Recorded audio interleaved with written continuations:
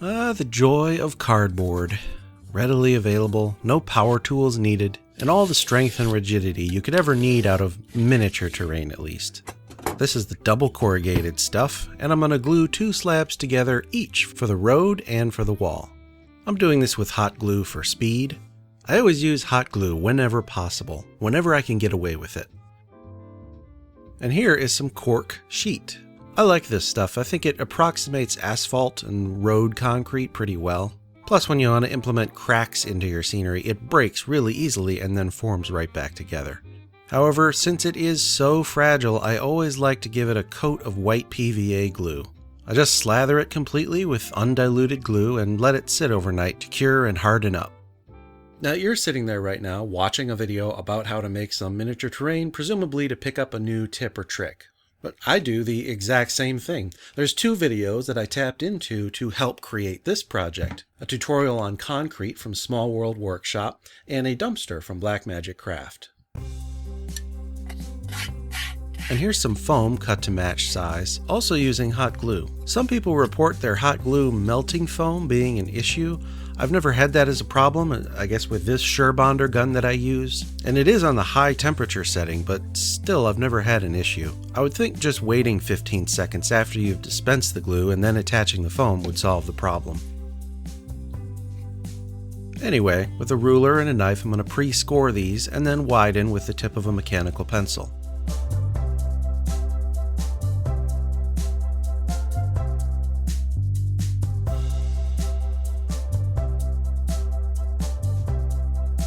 And the rest of the texturing and painting is just as described in that video from Small World Workshop.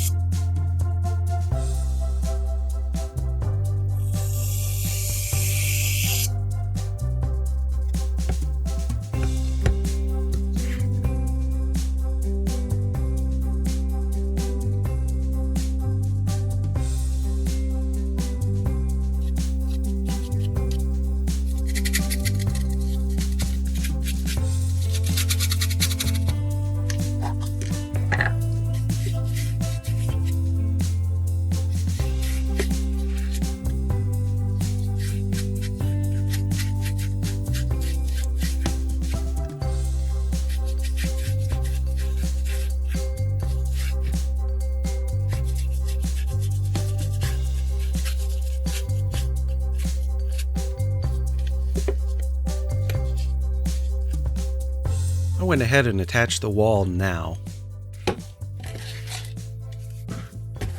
I'm using some other kind of box here as a brace to ensure that it stays square as the hot glue cools. Since this is intended as dedicated Neon Skies terrain, I wanted a feature to represent the hold maneuver, so I decided to set a sewer grate into the pavement. I just cut a simple rectangular frame out of chipboard and then glued toothpicks on underneath.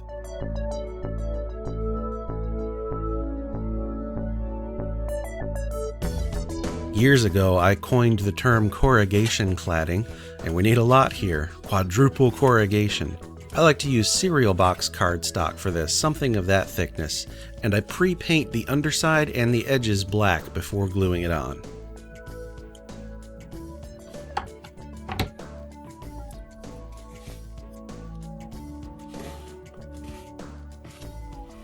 This dumpster was a fun little project. Paying attention to the micro details is something that I am usually very poor at. My usual mentality is speed and ease and cheapness for a passable result. Only on 2 or 3 instances in the history of this channel, I think, will you ever have seen results that would stand up there with like the professional terrain makers. And those I poured my heart and soul into. They take dozens of hours, as they should. But this little piece fell somewhere in the middle of the 2 extremes. If you just pause and take 20 minutes, half hour, thinking about what little details ought to be added and then actually go and do them and not settle for a good enough result, you will surprise yourself with what you can produce. And here's another example of that. So I need a door for this alleyway to go into whatever business this is. And when I need inspiration, I hit Google image search. So very simply, Cyberpunk door. And I saw this result. I think I know how I'd reproduce this. And I'll spend a minute here going into some minutia, because I think this is a helpful tip for working with hot glue. The main panel that is the door is graphics medium chipboard, the very thick stuff you find at the back of a legal pad. You can also buy it in bulk like I do if you want. There's links in the video description below. But I cut 2 of those rectangles, and then a third rectangle that's smaller than them. That third one gets sandwiched in the middle, and this creates a channel on all 4 sides. That will allow us to hot glue something to the side with a very strong connection and no hot glue oozing out because it has somewhere to go. That outside frame, I just used more cereal box cardstock because it can bend pretty well after lightly pre-scoring. Chipboard will not bend well. It's too rigid and it cracks and frays. But after that, it was just a matter of painting. Sponging on some metallic silver acrylic, gluing on more of these posters, using a black wash to mess everything up, tamp it down, and some decals and whatever else came to mind. And I did cheat slightly here. I have these little keypads that were 3D printed. I generally resort to 3D printing only for stuff that I don't know how to approximate any other way.